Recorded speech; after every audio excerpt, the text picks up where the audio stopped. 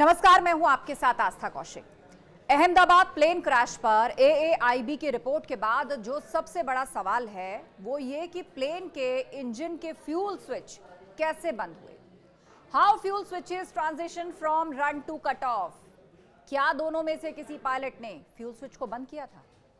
फिर किसी तकनीकी खराबी से क्या ये फ्यूल बंद हुए थे? वॉज इट अ डेलिब्रेट और अ मैकेनिकल फ्लॉ?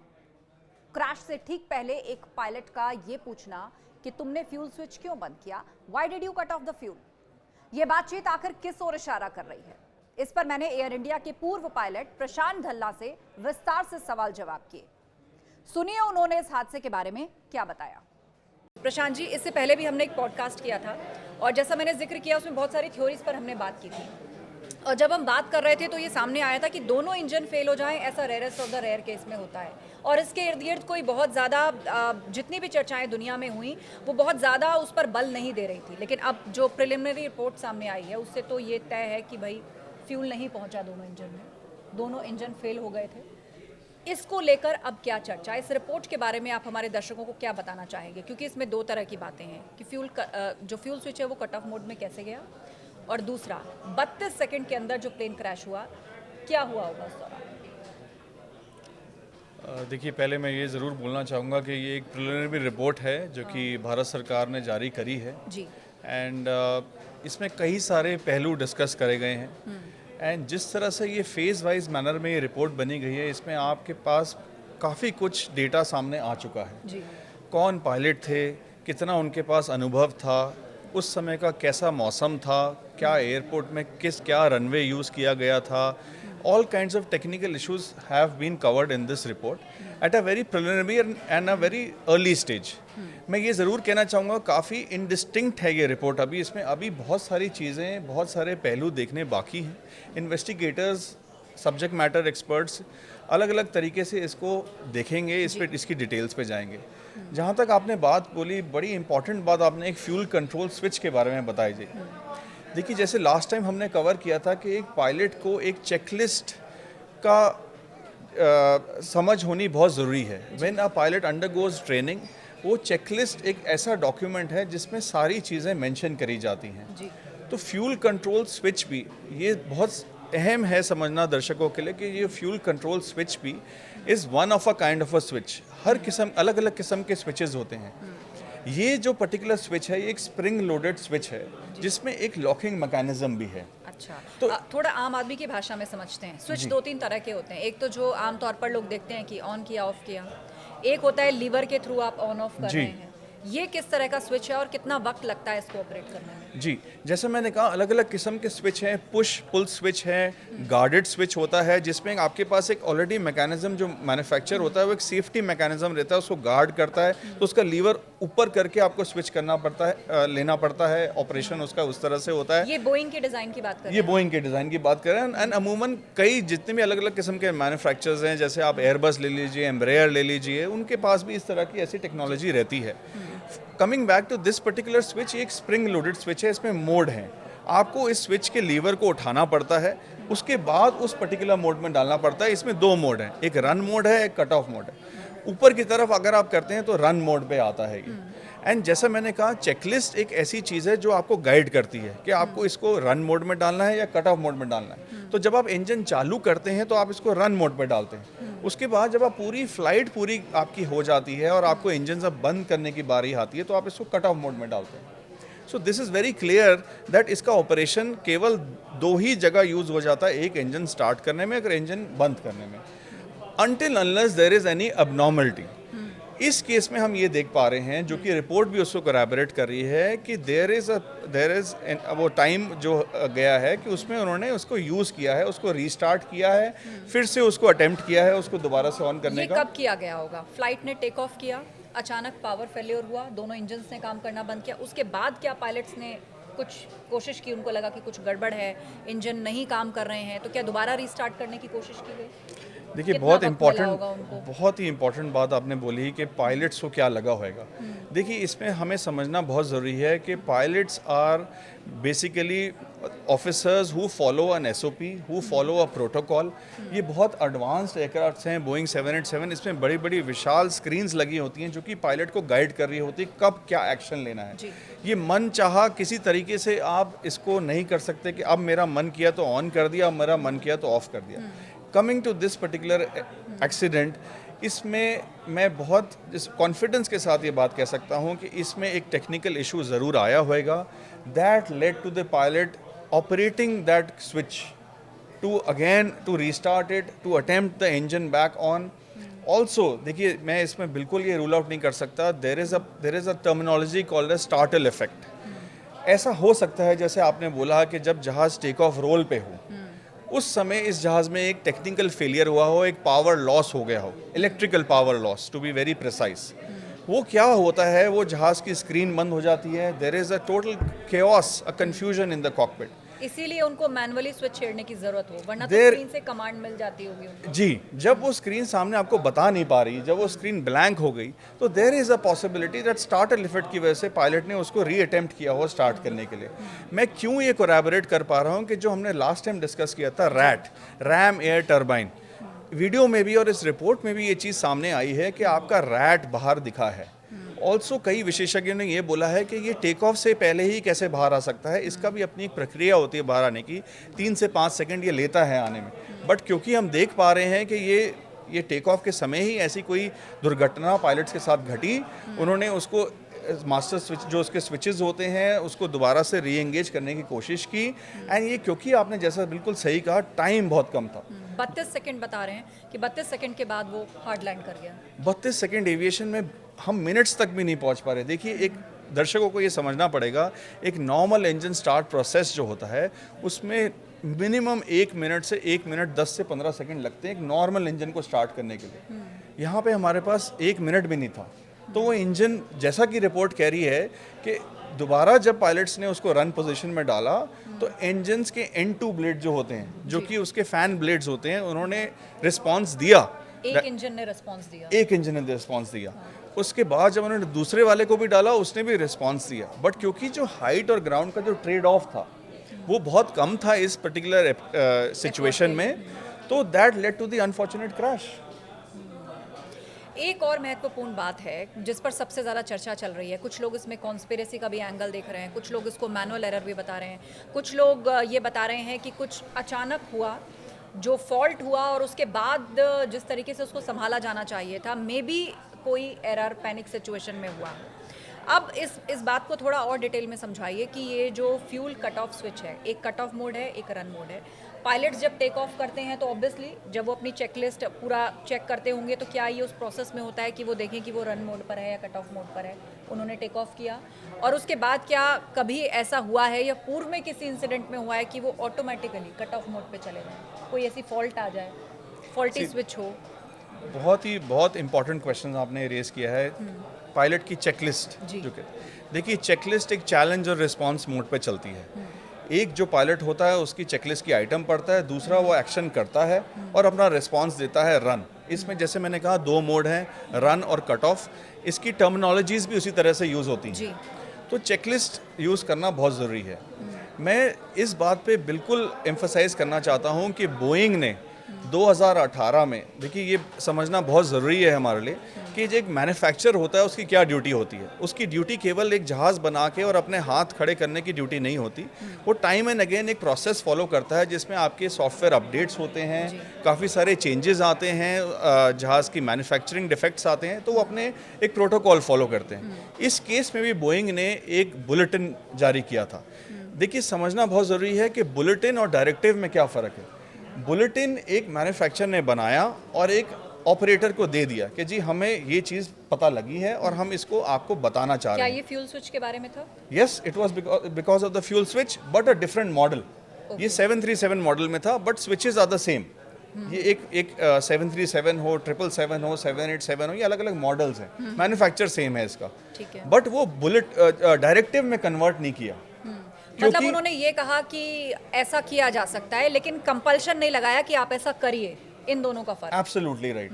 तो तो ये डायरेक्टिव एक इन्फोर्सेबली लीगली इन्फोर्सेबल हो जाता है कुछ जो कि ऑपरेटर को मैंडेटरी हो जाता है फॉलो करना, but it remained in the bulletin stage only, it never converted into a directive. So उस केस को हम रूल आउट नहीं कर सकते, पहली बात। दूसरी बात, the condition of possibility and probability भी समझना बहुत ज़्यादा ज़रूरी है। एक पायलट जो कि इतने अनुभवी पायलट से, ये जैसे हमने डिस्कस किया था, 9,000 घंटों से ज़्यादा इनके पास एक्सपीरियंस था, तो the possibility of this fuel control switch to go into cut off is very rare. Manual error हो जाए पायलट से कि भाई उन्होंने फ्यूल पर ही ध्यान नहीं दिया, ये तो बिल्कुल ऐसे होता है ना। आप आम भाषा में समझने की कोशिश करिए कि जब आपको अपनी गाड़ी घर से निकालनी है तो आप ध्यान रखते हैं ना कि भाई इसमें कितना पेट्रोल है, वो कितनी लाइन ब्लिंक कर रहा था एक शाम पहले, कि आपको भरवाने की ज़रूरत है, नहीं आपको एक लंबे ट्रैवल पे जाना है तो आप पेट्रोल का तो ध्यान रखेंगे ना। और जो हवाई जहाज़ उड़ा रहा है तो जाहिर सी बात है कि फ्लाई करने से पहले उसका ध्यान उस बात पर जाएगा ही जाएगा कि सारी चीज़ें, चाहे वो फ्यूल है, चाहे वो इंजन है, जिस भी तरह के टेक्निकल चेक्स होते हैं, क्या वो ओके हैं कि नहीं। Absolutely right. और एक पायलट जब, जैसे हमने कहा था, एयरपोर्ट पे आते हैं, उनको सारी प्रोसेस बताया जाता है कि इस जहाज़ में ये तकनीकी दिक्कतें हैं, इस जहाज़ में इतना फ्यूल जा रहा है, ये आपकी स्पीड्स हैं। देखिए ये सारी चीज़ें जब पायलट चेक करता है उसके बाद ही वो हामी पड़ता है उस फ्लाइट को कंडक्ट, यस, और इंजीनियर से वो हैंड ओवर लिया जाता है, and he this is sine document. ये एक साइन डॉक्यूमेंट होता है जिसमें पायलट के जो जिम्मेदारी लेते हैं, जिसको हम पायलट इन कमांड कहते हैं, PIC, वो तभी बनते हैं जब वो सारी चीज़ों को एक्सेप्ट करते हैं। They accept the aircraft in the airworthy condition. और फ्लाई करने से पहले अगर कोई तकनीकी दिक्कत पायलट को दिखती है तो क्या उसको नोट डाउन किया जाता है? फिर एब्सोल्युटली, उसको कहते हैं पायलट डिफेक्ट लॉगबुक। तो पायलट की ड्यूटी है कि अगर उन्होंने एक फ़्लाइट करी है, उस फ्लाइट के दरमियान अगर कोई इशू आता है, कोई डिफेक्ट आता है, तो वो उसको लॉग शीट पे लिखते हैं, और अपॉन लैंडिंग उस पर रेक्टिफिकेशन होता है। तो ये सारी चीज़ें एक SOP, एक ट्रेनिंग के मॉड्यूल में कवर की जाती हैं। सर, आज एयरलाइंस में भी बहुत कंपटीशन है कि 1 मिनट फ्लाइट लेट ना हो जाए, 3 मिनट फ्लाइट लेट ना हो जाए, तो इसको लेकर एक प्रेशर भी स्टाफ पर रहता है। तो ऐसे में प्लेन का हैंडओवर लेना, कंटिन्यूस प्लेन्स फ्लाई करते हैं, पायलट्स हैं वो एक फ़्लाइट से आए हैं, दूसरी फ़्लाइट में फ़ौरन जा रहे हैं, इन सब के बारे में थोड़ा सा समझाइए कि कितने प्रेशर में एयरलाइन स्टाफ होता है, चाहे वो ग्राउंड स्टाफ है या फिर जो फ्लाइट पर जा रहे हैं वो स्टाफ है, कि भाई फ़्लाइट लेट ना हो जाए, जल्दी जाना है, चेकिंग जल्दी होती होगी, इसके बारे में थोड़ा सा बताइए। देखिए, आपने बड़ा एक अहम मुद्दा आजकल के टाइम में हम देखते हैं, ऑन टाइम परफॉर्मेंस जिसको हम कहते हैं, OTP। जी, देखिए ये प्रेशर में सारा डिपार्टमेंट रहता है एक एयरक्राफ्ट को डिस्पैच करने में, ग्राउंड स्टाफ से लेके cabin crew, catering department, engineering department, flight ops department, ऐसे अलग अलग किस्म के डिपार्टमेंट होते हैं जो कि एक फ़्लाइट को A to B ले जाने में हेल्प करते हैं। हैविंग सेड दैट, सेफ्टी के साथ कोई भी खिलवाड़ नहीं करता। सेफ्टी अपने आप में एक ऐसा इंडिपेंडेंट डिपार्टमेंट है जो कि सारा कुछ पे ओवरसाइट रखता है। जी, उसके ऊपर भी रेगुलेटर का काम होता है इन सारी चीज़ों के ऊपर ओवरसाइट रखने का। So that is to say that इसमें प्रेशर था। देखिए, प्रेशर हर किस्म की डिपार्टमेंट्स में रहता है, बट सेफ्टी के साथ कोई भी खिलवाड़ इंटेंशनली कोई नहीं करेगा। ऑल्सो रेगुलेटर का अपना एक काम होता है, वो अपने एक सर्वेलेंस प्लान्स में जाते हैं, सर्वेलेंस चेक्स होते हैं एयरलाइंस के पीरियोडिकली, जो कि जो भी शॉर्टफॉल्स आती हैं उसको देखा जाता है, उसको नोट डाउन किया जाता है, उस पर करेक्टिव एक्शन लिया जाता है। सो टू से दैट कि इसमें कोई सेफ्टी लैप्स हो गया हो because of on time performance या pressure will be very difficult to say at this point, but yes, this can be an issue where in the investigators देख सकते हैं इस पहलू पे भी। जी, जी। अब एक और महत्वपूर्ण सवाल पर आते हैं कि ये प्लेन कौन उड़ा रहा था। जैसे कि जानकारी सामने आ रही है कि को पायलट प्लेन को उड़ा रहे थे, उन्होंने टेक ऑफ किया, क्लाइव कुंदर, और जो सुमित सब्बरवाल हैं जो कैप्टन हैं वो बराबर में बैठे थे, बट नो डाउट उनके सुपरविजन में चीज़ें रही होंगी, और को पायलट उनका भी अनुभव 3,500 घंटे के आसपास था, जिसको एक अच्छा खासा अनुभव माना जाता है। तो जिस वक्त ये प्लेन टेक ऑफ हुआ और उसके बाद एक कॉन्वर्सेशन है जिसको इस रिपोर्ट में काफ़ी हाईलाइट किया गया है कि एक पायलट दूसरे पायलट से पूछ रहा है कि क्या आपने कट ऑफ किया, मतलब फ्यूल स्विच, क्या आपने कट ऑफ किया, तो दूसरे का जवाब आता है कि नहीं, मैंने नहीं किया। तो अब ये रिपोर्ट या इसका जो इशारा है, क्या वो किसी एक थ्योरी को ज़्यादा बल दे रहा है, इस कॉन्वर्सेशन को हाईलाइट करना या ऊपर रखना, ये किस तरफ इशारा कर रहा है, और क्या इसके अलावा भी और पहलुओं को देखा जाना चाहिए? अपनी ओपिनियन या राय क्या सिर्फ इसी के इर्द गिर्द बनाई जानी चाहिए? देखिए, जैसा मैंने कहा कि ये एक प्रिलिमिनरी रिपोर्ट है। जी, कॉकपिट वॉइस रिकॉर्डर में सारी कन्वर्सेशन रिकॉर्ड हो रही होती हैं। तो मुझे ऐसा लगता है कि जो मेन जो फाइनल रिपोर्ट आएगी और जो इन्वेस्टिगेटर्स अभी इस पे काम कर रहे हैं वो इसकी पूरी ट्रांसक्रिप्ट पढ़ चुके हैं, वो उस पे अलग अलग पहलू पे नज़र उनकी जाएगी। They will see the facts कि क्या कन्वर्सेशन हुई। ये केवल यही कन्वर्सेशन होनी इज़ नॉट व्हाट द और इंटेंट भी इज। बहुत सी बातें हुई होंगी जो जी। शायद अभी पब्लिक डोमेन में नहीं निकली। अभी नहीं आई है, वो इन्वेस्टिगेशन का पार्ट हो सकती है। दैट वो उस पर देखेंगे, उस पर बात करेंगे, उस पर चर्चा करेंगे आपस में। उनके अलग अलग एंगल्स होते हैं कि इन्वेस्टिगेशन को लीड करने के लिए। तो ऐसा कहना कि ये एक ह्यूमन एरर या पायलट एरर की तरफ इशारा जा रहा है would be too premature at this stage, क्योंकि इसमें अभी हम बिल्कुल निगलेक्ट नहीं कर सकते कि मैन्युफैक्चर की तरफ से या बोइंग जो 787 जहाज़ था ये, उसमें कोई टेक्निकल इश्यूज आए which led to a pilot taking a decision and that decision on that fateful day was not up to the safety Expectation. standards or which leads to that particular accident. जी, एक pilot ने कहा कि क्या आपने cut off किया, ये तो तय है कि उन्होंने नहीं किया। दूसरे पायलट ने जवाब दिया नहीं, मैंने कट ऑफ नहीं किया, मतलब फ्यूल स्विच ऑफ नहीं किया, उन्होंने भी डिनाई कर दिया। तो अब क्या इसको पायलट का मैनुअल एरर माना जाना चाहिए? कुछ और भी क्या एंगल्स इसमें हो सकते हैं कि कैसे कट ऑफ मोड में चला गया फ्यूल स्विच? देखिए, जैसे मैंने कवर किया था पॉसिबिलिटी और प्रोबेबिलिटी पे, इन जब डिस्प्यूट आ जाता है कॉकपिट में, देखिए दो लोगों के बीच में डिस्प्यूट आना is not a unhealthy sign. जी। Pilots are also human beings, उनके बीच में डिस्प्यूट आ सकता है। इन्हीं चीज़ों को अवॉइड करने के लिए हमें एक चेकलिस्ट दी गई है, एक एसओपी दिया गया है, एक प्रोटोकॉल दिया गया है कि आप इसी के एम्बिट में आप काम करेंगे। अब क्योंकि ट्रांसक्रिप्ट में ये नज़र आ रहा है कि एक बंदा डिनायल मोड में है कि ऐसा मैंने नहीं किया, तो पहले हमें ये ज़रूर समझना पड़ेगा इस बात में कि there was some technical issue with the aircraft. ये तो बिल्कुल तय है जी। कि कुछ तो तकनीकी गड़बड़ी हुई, जी। क्योंकि जो बचे हैं विश्वास कुमार रमेश, उनका भी ये कहना है कि जैसे ही टेक ऑफ हुआ कुछ सेकंड के बाद ऐसा लगा जैसे सब कुछ थम गया और फिर धीरे धीरे नीचे जाने लगा और प्लेन के अंदर ग्रीन और वाइट लाइट्स जलने लग गई। जी, तो ये बड़ा एक इम्पॉर्टेंट पॉइंट है समझने का कि जैसे मैंने कहा कि there is a possibility of an complete electrical loss.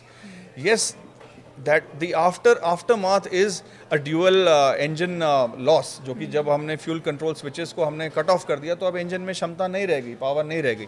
But उससे पहले की भी सिचुएशन हमें एनालाइज करनी पड़ेगी कि what led to the pilot if the pilot has put the switch to cut off. उनका रीस्टार्ट अटेम्प्ट हुआ उसके बाद में, जब उन्होंने रियलाइज़ कर ली अपनी गलती, बट दुर्भाग्यवश उनके पास वक्त नहीं था। बिल्कुल। शायद अगर ये जहाज़ 2000 या 3000 फीट पर जाके अगर ऐसी कोई सिचुएशन आती तो पायलट्स रिकवर कर पाते। इसमें trade off was very limited. ये जहाज़ आराम से 6000-7000 फीट पर मिनट का क्लाइम करता है। इस केस में 3 सेकंड 4 सेकंड में जितनी भी जहाज़ की ऑल्टीट्यूड में पहुंच पाया, वो that was the maximum. But आप ये समझिए कि एक पायलट ने, जैसे हमने लास्ट टाइम कवर किया गया था, फ्लाई करने की कोशिश करी, नेविगेट करने की कोशिश करी और कम्युनिकेट भी किया। मेडे कॉल भी दिया। मेडे कॉल बहुत ज़रूरी था, एटीसी को भी बताया। सो इतने अनुभवी पायलट्स के साथ ऐसा कुछ सिचुएशन हो जाना कि वो भूल गए हों स्विच को ऑन करना, तो ये दिस इज़ टोटली इम्पॉसिबल। और वो कह भी रहे हैं मेडे कॉल में, नो पावर नो थर्स्ट। तो मतलब एक तरह का पावर फेल्योर या जिस इलेक्ट्रिकल फेल्योर की तरफ आप इशारा कर रहे हैं, उस तरह का जिक्र वो मेडे कॉल में कर रहे थे। अब इस इलेक्ट्रिकल फेल्योर पर जाते हैं, ऐसा कब होता है? एक प्लेन उड़ा, अभी वो हायर एल्टीट्यूड पर भी नहीं है, रैट भी बाहर आ गया और इलेक्ट्रिसिटी फेल्योर हो गया। देखिए, बिल्कुल आपने रैट की बात की। रैट का आना अपने आप में एक अंदेशा है कि या तो इस जहाज़ में इंजन में इशू था, या इस जहाज़ में इलेक्ट्रिकल इशू था, या इस जहाज़ में हाइड्रोलिक इशू था। इन तीनों को हम भागों में डिवाइड करते हैं। ठीक है। देखिए, जैसा मैंने कहा कि रैट टेक ऑफ के जस्ट बाद आ जाता है and the aircraft is climbing. और रैट तब बाहर आता है जब इंजन फेल होता है। जी, जब नहीं, इन तीनों की वजह से तीनों एक साथ फेल हो गए तो रैट बाहर आया। एक साथ नहीं, अलग अलग भी हो सकता है। तो जैसे मैंने कहा, इलेक्ट्रिकल फेलियर अगर होता है तो that leads to the rat coming out. ठीक है। तो इससे ही हम कोलैबोरेट कर पा रहे हैं कि उस समय पायलट्स जब ऐसा उन्होंने रियलाइज किया कि जहाज में पावर नहीं आ रही है and there is a total dark inside the cockpit, that led to some kind of an action by the pilot crew which was not in the मतलब उस रिस्पॉन्स टाइम जो इंजन लैग कहते हैं हम जिसको, जैसा मैंने कहा, एक engine normal engine start procedure में भी 1 मिनट नॉर्मल है लेना, एक इंजन को स्टार्ट करने एक इंजन को स्टार्ट करने तो के। यानी ओवरऑल 2 मिनट लगते हैं दोनों इंजन्स को स्टार्ट करने में। Yes, that's right. और 32 सेकंड में ही ये प्लेन जो था वो क्रैश कर गया। जी। तो ये जब रैट डिप्लॉय होता है तो अब जितनी जानकारी हमारे पास है कि वो भी कुछ इमरजेंसी एक फर्स्ट एड थोड़ा सा हाइड्रोलिक्स या पावर सप्लाई कर पाता है कि एटलीस्ट आपका कंसोल चलता Absolutely रहे, right. आपका कम्युनिकेशन होता रहे। तो क्या यहाँ रैट ने भी काम नहीं किया? देखिए, रैट का काम होता है पायलट्स को एक प्राइमरी फ्लाइट कंट्रोल्स में एक पिक्चर देना ठीक कि है। बेसिक आपकी स्क्रीन पे चीज़ें दिखती रहें। आपको it is an aid given by the manufacturer to help you land. अगर ऐसी कोई आपके साथ दुर्घटना हो जाती है, ये आपको पावर या लिफ्ट या थ्रस्ट देने का काम नहीं होता इसका। इसका बेसिक काम ये होता है कि आपके बेसिक इक्विपमेंट्स, प्राइमरी चीज़ें आपकी करते चलती रहें, काम करती रहें। एक टरबाइन की तरह वो आपको थोड़ा थोड़ा इनपुट देता रहता है। Okay. देखिए, इलेक्ट्रिकल सिस्टम इस जहाज़ का बहुत कॉम्प्लेक्स है। जैसे मैंने बताया, बहुत विशाल जहाज़ है। इसमें जनरेटर्स भी होते हैं, उनका अपना काम होता है। स्टैंड बाय जनरेटर्स भी होते हैं। हर अलग किस्म के एक मैन्युफैक्चरर ने आपको एक ऐसे डिज़ाइन बनाया होता है। बट ये कहना कि फ्यूल कंट्रोल स्विच की वजह से ये पूरा क्रैश हो गया, it is totally, I neglect this particular statement. There is 100% some technical issue with this machine, which I am sure the investigators are looking into right now. Okay, अब technical issue की बात करते हैं तो किसी भी प्लेन का handover लेने से पहले आई एम श्योर उसके सिक्योरिटी चेक्स, ऑडिट्स होते होंगे, उसके लिए कंसर्न डिपार्टमेंट्स होंगे, इंजीनियर्स होंगे या जिन पर भी इनकी जिम्मेदारी होगी। तो क्या उन्होंने सही से चेक नहीं किया था या वो फाइंड आउट नहीं कर पाए? देखिए, it is a very important question. एक पायलट की एक्सेप्टेंस बहुत बाद में होती है जब वो जहाज़ पे पहुंचते हैं। बिल्कुल। उससे पहले सारे डॉक्यूमेंट्स चेक करे जाते हैं। क्या इससे पहले जो फ्लाइट्स हुई हैं उसमें कोई टेक्निकल इश्यूज आए जी। हैं, इंजीनियर्स ने क्या फ्लेयर उसको करा है। इस केस में भी रिपोर्ट में आ रहा है कि एक जो आपका MEL कहते हैं उसको, मिनिमम इक्विपमेंट लिस्ट, जो कि एक पायलट को बताता है, उसमें कैटेगरीज होती हैं A, B, C कि ये आपका इक्विपमेंट इस दिन चल रहा है, इस दिन नहीं चल रहा। उसके जैसे मैंने बताया, एक पर्टिकुलर यूनिट के बहुत सारे अलग अलग स्टैंड बाय यूनिट्स भी होते हैं। जी। तो ज़रूरी नहीं है आपकी फ़्लाइट में सारे काम कर रहे हों। अगर एक काम नहीं कर रहा, दूसरा काम कर रहा है, तो देयर इज़ अ पॉसिबिलिटी वो आपको जो बुक होती है वो अलाउ करती है डिस्पैच करने के लिए फ़्लाइट। तो पायलट ये सारे मुद्दे देखता है, समझता है, उसी के बाद वो एक्सेप्ट करता है और फ्लाइट पे जाता है। जी, दोनों इंजन्स का फेल होना, अब थोड़ा सा एक इंटरनेशनल पर्सपेक्टिव से बात करें, क्योंकि CNN या बहुत सारी ऐसी विदेशी मीडिया है जो पूरी तरीके से कि पायलट से कुछ हुआ होगा इसके इर्द गिर्द चर्चा कर रही है। लेकिन आज हम यहाँ बैठकर एक पायलट के नज़रिए से समझ रहे हैं कि जब कोई ऐसी परिस्थिति आती है और कितना समय आपके पास होता है, प्लेन किस एल्टीट्यूड पे है, तो आगे के जो बैकअप स्टेप्स हैं या सिक्योरिटी मेजर्स हैं वो बहुत हद तक उस पर डिपेंड करते हैं कि यदि समय मिले। लेकिन आप सोचिए कि जितनी देर में हमने डिस्कस किया, उसके पॉइंट समथिंग के सेकंड्स का पार्ट भी उन पायलट्स को नहीं मिला होगा कि जिसमें जो कर सकते थे उन्होंने अपनी तरफ से कोशिश की। जब इसका डेब्री मिला, यानी मलबा बरामद हुआ, तो जो फ्यूल स्विच कंट्रोल था वो रन मोड पर था जी। लेकिन कहा यह गया, अब कॉन्वर्सेशन से इस्टेब्लिश हो रहा है दोनों पायलट की कि वो कट ऑफ मोड पे गया, तो वहाँ कट ऑफ मिला तो रन मोड। अब ये किस तरफ इशारा कर रहा है? देखिए, जैसा हमने डिस्कस किया कि ये इसमें 2 मोड है, रन और कट ऑफ के। जी। तो आपस में जब डिस्प्यूट अराइज हुआ तो ये इस्टेब्लिश करता है इस फैक्ट को कि वो रन मोड पे नहीं थे स्विचेस, वो कट ऑफ में थे। या उन्होंने आपस में डिस्कस किया कि why did you put it in cut off, और बाद में जैसे आपने बोला डेब्री में वो रन मोड में है।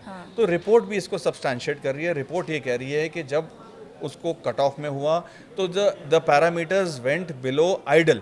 आइडल एक ऐसी चीज़ है कि जब आपका इंजन नॉर्मल सिनारियो में है तो आपका एक पैरामीटर होता है, उस पैरामीटर तक पहुंच गया, that is the base line. जब आप पावर बढ़ाते हैं तो वो बेस लाइन से ऊपर जाता है। तो रिपोर्ट ये कहती है कि जी वो जब आपका कट ऑफ हुआ तो वो बेस लाइन तक चले गए थे, that means engines were not providing any thrust.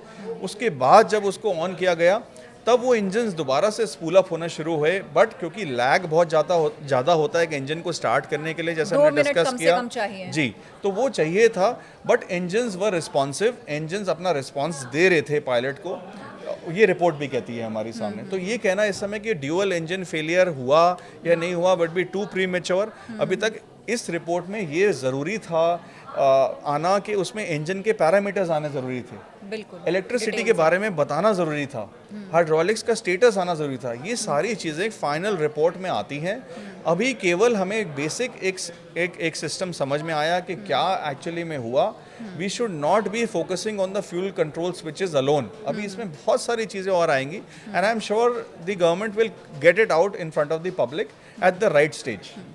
जो इसकी पेरेंट कंपनी है बोइंग, क्या उससे हमारे देश ने या हमारी सरकार ने या संबंधित मंत्रालय ने किसी तरह के कोऑर्डिनेशन या कम्युनिकेशन की कोशिश की होगी या चल रही होगी, और क्या वो पब्लिक डोमेन में नहीं आया है? क्योंकि जब सारा डेटा उनके पास में गया है, जैसा कि नियम भी कहता है, वो भी एनालाइज कर रहे हैं, अपनी रिपोर्ट दे रहे हैं, तो क्या आपने जिक्र किया कि भाई और भी बहुत सारी चीज़ें इंपॉर्टेंट है, सिर्फ फ्यूल स्विचेस के इर्द गिर्द थ्योरी नहीं जानी चाहिए, तो क्या ये सारी चर्चाएं एयर इंडिया या हमारे देश की सरकार या बोइंग के बीच में चल रही होंगी जी या बिल्कुल। होनी चाहिए? देखिए, ऐसा बिल्कुल नहीं हो सकता कि आपस में तालमेल ना हो, बातचीत ना हो। हाँ। देखिए, मैन्युफैक्चर एक यूएस बेस्ड कंपनी है, उनकी अपनी एक कॉन्ट्रैक्टिंग स्टेट का पार्ट है, वो आईकाओ के जो सिविल एविएशन बॉडी होती है। ऑपरेटर जो है एयर इंडिया इस केस में, वो डीजीसीए के से उनका रेगुलर टच में होता है। जी। तो ऐसा मैं बिल्कुल मतलब स्पष्ट करना चाहता हूँ व्यूअर्स के लिए कि एक रेगुलेटर, ऑपरेटर और मैन्युफैक्चरर ये तीनों आपस में ही डिस्कशन करते हैं, बातें करते हैं, बिकॉज ये एक एक्सीडेंट इंक्वायरी है, इन्वेस्टिगेशन है, इसमें इनका आपस में डिस्कशन होना बहुत अहम है, बहुत ज़रूरी है। एंड मुझे लगता है कि गवर्नमेंट ऑफ इंडिया बोइंग के साथ एज वेल एज अदर जो इन्वेस्टिगेटिव अथॉरिटीज़ हैं उसमें रेगुलर टच में होंगी, उनके साथ उनके सब्जेक्ट मैटर एक्सपर्ट्स भी होंगे जो कि आपस में इस पूरी रिपोर्ट का विश्लेषण करेंगे एंड सेकंड बाय सेकंड इसको समझ रहे होंगे। बिल्कुल, तो मुझे लगता है कि एक लंबा इंतजार अभी और लगेगा कि अपनी ओपिनियंस या राय केवल और केवल पायलट ने क्या किया होगा, कॉकपिट में क्या हुआ, क्या शुरुआत से ही कोई खामी थी जिसमें भूल चूक हो गई, वो नज़रअंदाज हो गई, या बाद में कुछ ऐसा हुआ, या ये मैनुअल एरर था, सिर्फ इसके इर्द गिर्द ही चर्चा करके नहीं छोड़नी चाहिए। एक और महत्वपूर्ण सवाल, अब पूरी दुनिया में अगर बात की जाए फ्लाइट्स की, तो दो ही कंपनीज़ हैं जिनका डोमिनेशन है या मोनोपोली है, एक है आपका बोइंग, दूसरी है एयरबस। तो क्या पायलट्स अलग अलग एलोकेटेड होते हैं दोनों ही डिज़ाइंस के लिए? क्या दोनों के डिज़ाइंस और कंसोल ऑपरेशन में कोई फ़र्क होता है, या पायलट्स कॉमन है कि भाई अभी एयरबस फ्लाई की, फिर उसके बाद अब बोइंग में आ गए, ऐसा कुछ होता है? इसके बारे में कुछ बताइए। देखिए, पायलट्स का जो पूरा रूल बुक होता है वो डीजीसीए डिज़ाइन करता है। जी। डीजीसीए में अलग अलग डिपार्टमेंट्स हैं और वो अलग अलग अपने सर्कुलर्स, अलग अलग नोटिसेस जारी करते हैं। ऐसा कहना कि एक पायलट जो बोइंग उड़ाता है वो एयरबस नहीं उड़ा सकता, ये बिल्कुल गलत है। ऐसा कहीं मेंशन नहीं होता और किसी भी कंट्री में ऐसा कोई रूल लागू नहीं है कि एक बोइंग पायलट एयरबस नहीं उड़ा सकता या कोई एयरबस पायलट बोइंग नहीं उड़ा सकता। हैविंग सेड दैट, इस सब चीज़ की अपनी अपनी ट्रेनिंग होती है, उसको आम भाषा में टाइप रेटिंग कहते हैं। एक पायलट को सीरीज ऑफ ट्रेनिंग के थ्रू जाना पड़ता है, उसमें ग्राउंड सब्जेक्ट्स होते हैं, फ्लाइट सब्जेक्ट्स होते हैं, उसी के बाद गवर्नमेंट ऑफ इंडिया उसके लाइसेंस पे वो पर्टिकुलर जहाज़ एंडोर्स करती है। जी।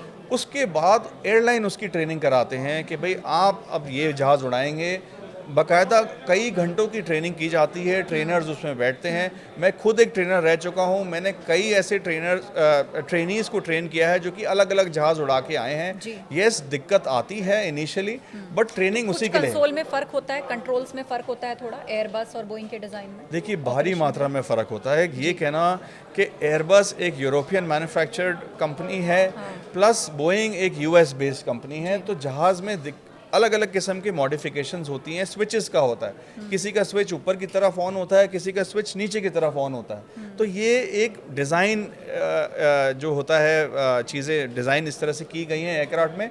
Pilots are subject to training, उनको उस तरह से ट्रेन किया जाता है। Yes, issues are there initially, but because training का जो सिलेबस होता है वो बहुत वेल डिफाइंड होता है, गवर्नमेंट उसमें काफ़ी सारे इनपुट्स देती है, तो उसके बाद ही पायलट को रिलीज़ किया जाता है टू डू पैसेंजर फ्लाइट्स। क्या कभी ऐसा होता है, मैं बिल्कुल आम आदमी की भाषा में उसी का उदाहरण दे देती हूँ कि मैं रोज़ अपनी गाड़ी चलाती हूँ, एक दो दिन बाद कुछ ऐसी सिचुएशन आए कि मुझे किसी दूसरे की गाड़ी का स्टीयरिंग थामना पड़े, कंट्रोल्स में फ़र्क होता है। मैं शायद रुकूंगी, कुछ सेकंड के लिए देखूंगी कि भाई एक्सीलरेटर किधर है, ब्रेक किधर है, या क्या किधर है।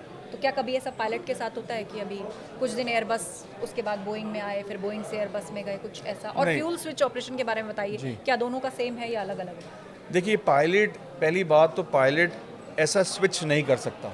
अगर पायलट को ट्रेनिंग दी गई है बोइंग उड़ाने की तो वो बोइंग ही उड़ाएगा। ठीक है। अगर वो एयरबस लिए ट्रेंड है तो वो एयरबस ही उड़ाएगा।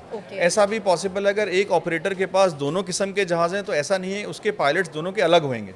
अच्छा। सेम पायलट दोनों मशीन्स नहीं उड़ा सकता। जहाँ तक बात आपने फ्यूल कंट्रोल स्विच की बोली, तो एयरबस में यही ऑन एंड ऑफ होता है एंड बोइंग में ये रन और कट ऑफ होता है।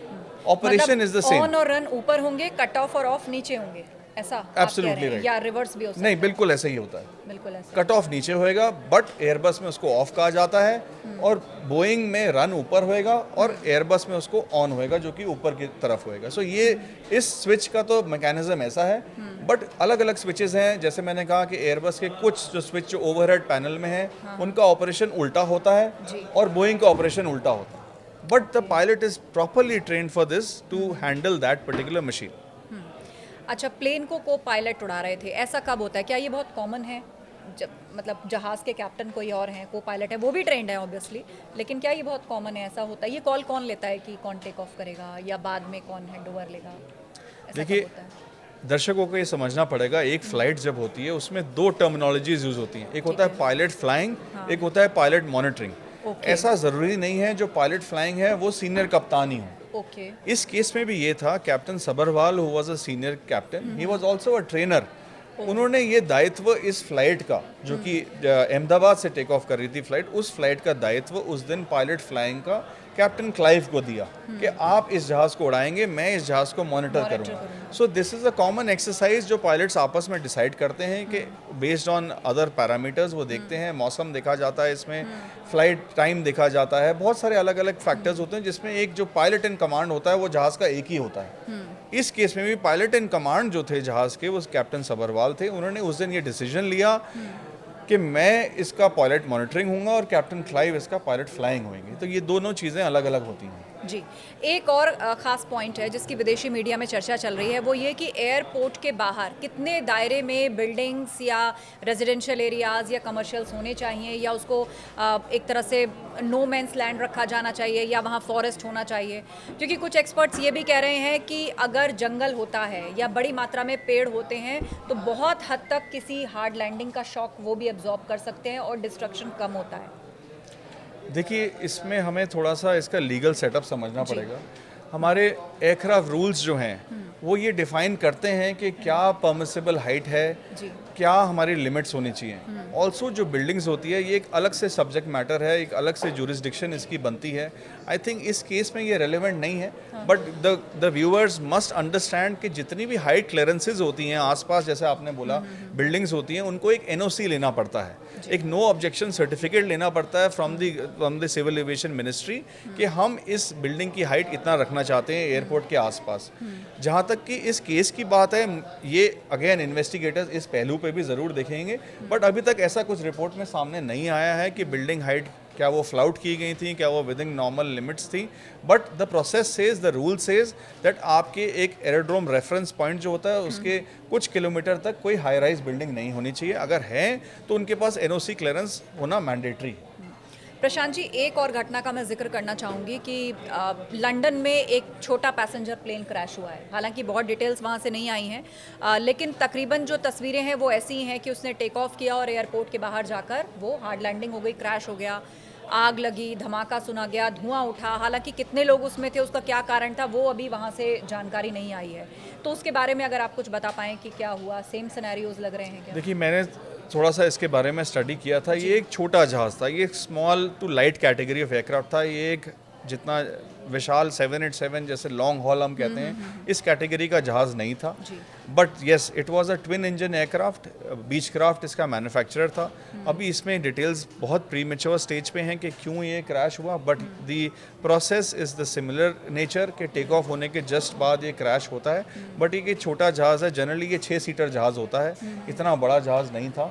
तो इसका अभी कहना बहुत जल्दबाजी होगी अभी एट दिस स्टेज के क्या कारण हो सकता है। चलिए प्रशांत जी, बहुत बहुत धन्यवाद, आप हमारे इस शो पर आए और बहुत सारी डिटेल्स आपने हमसे साझा की, और साथ ही साथ हमारे दर्शकों को एक पॉइंट ऑफ व्यू भी दिया कि क्रैश के पीछे की जो वजह है वो केवल फ्यूल स्विच तक अटकी नहीं रहनी चाहिए। हमें इसकी डिटेल रिपोर्ट का इंतजार करना होगा, जिससे पता चलेगा कि मेडे कॉल में पायलट ने जो कहा नो पावर, तो अगर उनको इलेक्ट्रिसिटी नहीं मिली उसका क्या कारण था, उसके हाइड्रोलिक्स, उसके इंजन्स किस तरफ इशारा कर रहे थे, और उस परिस्थिति को संभालने के लिए पायलट्स ने क्या क्या ऑपरेट किया, लेकिन उनको समय बहुत कम मिला, सिर्फ 32 सेकंड में क्रैश कर गया। बहुत धन्यवाद प्रशांत जी हमारे इस चर्चा में शामिल होने के लिए। Thank you.